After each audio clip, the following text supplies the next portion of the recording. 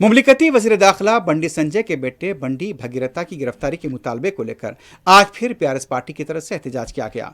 BRS के कारकुनों की तरफ से प्लेकार्ड के साथ नारेबाजी की गई। अमरपेट चौराहे के पास एहतजाज हुआ।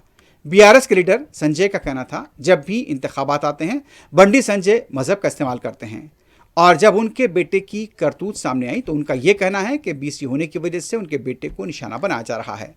उन्होंने सवाल किया कि भगवान ने बंडी संजय के बेटे को ऐसा गुनाह करने के लिए कहा या फिर आरएसएस के कहने पर उन्होंने ऐसा किया।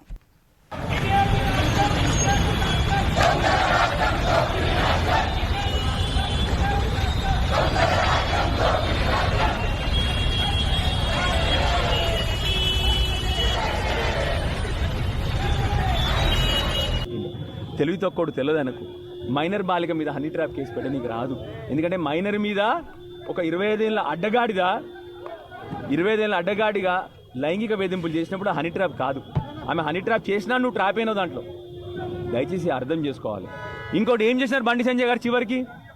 మొదట్లో ఏమో ఎలక్షన్లు వస్తేనేమో మతం వాడుకుంటాడు. ఇవాళ కొడుకులు లుచ్చా పనులు చేస్తే నేను బీసీ బిడ్డను, నా మీద అరాచకం జరుగుతుందంటాడు.